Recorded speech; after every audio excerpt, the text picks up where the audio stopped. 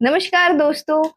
पिछले वीडियो में हमने बात की कि बच्चों में दूध के दांत कौन से टाइम पीरियड में आते हैं और कब तक मुंह में सारे दूध के दांत आ जाते हैं। जैसे कि हमने बात की कि हर बच्चे का ग्रोथ एंड डेवलपमेंट अलग होता है, हर बच्चे का ग्रोथ स्पर्ट अलग होता है। यानी कि पहला दांत किसी बच्चे में 6 से 8 महीने में आ जाता है, तो वही दांत किसी और बच्चे में आने 12 से 13 महीने में भी आ सकता है और ये कंप्लीटली नॉर्मल है।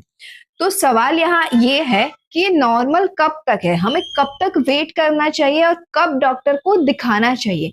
तो नमस्कार दोस्तों, मैं हूं डॉक्टर नीपा और आज के इस कंटिन्यूएशन वीडियो में हम बात करेंगे कि डिलेड टीथिंग किसे कहते हैं। हम कब कह सकते हैं कि हमारे बच्चे में जो दांत आ रहे हैं वो प्रोसेस लेट हो गया है और कब हमें डॉक्टर को दिखाना चाहिए। तो अकॉर्डिंग टू इंटरनेशनल गाइडलाइन बच्चे का फर्स्ट डेंटल विजिट उसकी फर्स्ट बर्थडे के अराउंड हो जाना चाहिए, चाहे बच्चे के मुंह में एक भी दांत आया हो या नहीं आया हो। अभी दूसरी बात करते हैं कि अगर आपका बच्चा हेल्दी है और उसका सारा डेवलपमेंटल माइलस्टोन टाइम पे जा रहा है, तो अगर आपका बेबी 12-13 मंथ का है और फिर भी अगर दांत नहीं आया है तो नॉर्मल है। लेकिन आपका बेबी 15 टू 18 मंथ का हो गया है और मुंह में एक भी दांत नहीं दिख रहा है, तो आपको इमीडिएटली डॉक्टर की हेल्प लेनी चाहिए। तुरंत ही आपके नजदीकी पीडियाट्रिशियन या फिर आपके डेंटिस्ट को दिखाइए। तो चलिए अब जानते हैं बच्चे में डिलेड इरेप्शन के रीजन क्या है। डिलेड इरेप्शन मतलब टूथ देरी से आना। अगर बेबी के पेरेंट्स में, माता या पिता में या फिर क्लोज फैमिली मेंबर में किसी के दांत देरी से आए हो तो ये पैटर्न बच्चों में फॉलो हो सकता है। दूसरा, न्यूट्रिशनल डेफिशिएंसी। अगर बेबी में विटामिन डी, फास्फोरस या कैल्शियम की डेफिशिएंसी हो तो इसकी वजह से भी दांत लेट आ सकते हैं। अगर बेबी में हाइपोथायरॉयडिज्म या तो फिर हाइपोपिट्यूटरिज्म हो तो उसकी वजह से भी दांत लेट आते हैं। फोर्थ रीजन है, अगर आपका बेबी प्री मैच्योर बॉर्न है या फिर बर्थ टाइम के उसका वेट बहुत कम होता है तो ऐसे बच्चों में डेवलपमेंटल माइलस्टोन थोड़ा लेट हो जाता है, तो ऐसे केसेस में भी दांत थोड़े लेट आते हैं। अगर किसी भी रीजन से बच्चे को चोट लग गई हो, ऐसे केसेस में भी बच्चे का जो टूथ बड है वो डैमेज हो जाता है और इस केसेस में या तो फिर दांत देरी से आता है या फिर कई केसेस में नहीं आते हैं। तो इस केसेस में आपको तुरंत ही डॉक्टर की सलाह लेनी चाहिए। कई बार बच्चे के गम पैड बहुत थिक होते हैं, तो जो दांत है उसको बाहर आने में वक्त लग सकता है और कई रेयर केसेस में जैसे कि डाउन सिंड्रोम, ऐसे केसेस में दांत देरी से आते हैं। तो जब बच्चे के दांत आते हैं उस टाइम पे बच्चे बहुत इरिटेटेड हो जाते हैं, उनके गम थोड़े इन्फ्लैम हो जाते हैं, बच्चे को उसमें पेन और खुजली होती है, मुंह में बहुत सारा सलाइवा आता है।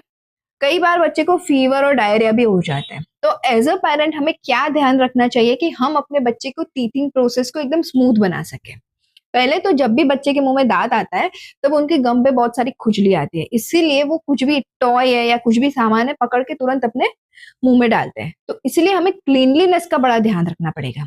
बच्चे के जो टॉयज है, आपका सराउंड है, उसे अच्छे से क्लीन रखो। बच्चे के हाथ बार बार क्लीन रखो ताकि अगर वो कुछ भी मुंह में रखे तो साथ में इन्फेक्शन का डर कम हो जाए। दूसरा, आप उसे सिलिकॉन टीथर टॉय दे सकते हो। Silicone soft silicone teether toy आप उसे अच्छे से क्लीन करके धो के थोड़ी देर फ्रीज में रखो, फ्रीजर में नहीं। थोड़ा सा कूल डाउन हो जाए फिर आप उसे बच्चे को दे सकते हो, तो उसे बाइट करने से उनको गम में बहुत आराम मिलता है। एक और बात यहाँ ध्यान रखनी है कि ये जो जेल वाले टीथर आते हैं वो नहीं देना है, क्योंकि कई बार उसमें से जेल लीक होने के चांसेस बढ़ जाते हैं। दूसरा, जो मार्केट में बहुत सारी टीथिंग की दवाई आती है उसका कोई साइंटिफिक रिसर्च नहीं है, तो आपको बिना किसी अच्छे डॉक्टर को कंसल्ट किए वो दवाई नहीं देनी है। तीसरा, वो एम्बर नेकलेस जो सब पहनाते हैं गले में वो नहीं पहनाना है, उससे चॉकिंग हैजार्ड बढ़ जाता है। आप क्या कर सकते हो, अगर आप एक कॉटन का अच्छा क्लीन कपड़ा लो, उसे रोल करके धो के फ्रिज में रखो, थोड़ा सा ठंडा हो जाए फिर आपको उसे भी बच्चे को दे सकते हो, बच्चा उस पर बाइट करेगा, उसे बहुत आराम मिलेगा। अभी इस टाइम पे बच्चे को डायरिया हो जाता है, वो इसलिए होता है कि बच्चा आजू बाजू में जो भी है उसे मुंह में रखता है, इसकी वजह से साथ में जो भी माइक्रो ऑर्गेनिज्म है, जर्म्स है, वो भी उसके पेट में जाता है, उसकी वजह से बच्चे में डायरिया हो जाता है। तो इस टाइम पे आपको सफाई का कुछ ज्यादा ध्यान रखना है। बच्चे के टॉयज क्लीन रखो, उसका सराउंडिंग क्लीन रखो, उसके हाथ अच्छे से क्लीन रखो, तो उससे क्या होगा, अगर बच्चा मुंह में कुछ भी डालता है तो उसे इन्फेक्शन का डर कम हो जाएगा। तो ऐसी छोटी छोटी बातों का ध्यान रख के हम अपने बच्चे का टीथिंग प्रोसेस को एकदम स्मूथ बना सकते हैं। अगर फिर भी आपको कुछ कंसर्न हो तो आपको तुरंत ही अपने पीडियाट्रिशियन या डेंटिस्ट को कंसल्ट करना चाहिए। अगर आपके मन में कोई भी डाउट हो या कोई भी सवाल हो तो आप नीचे कमेंट में जरूर पूछ सकते हैं। और अगर आप चैनल पे नए हैं तो चैनल को सब्सक्राइब कर दीजिए। धन्यवाद।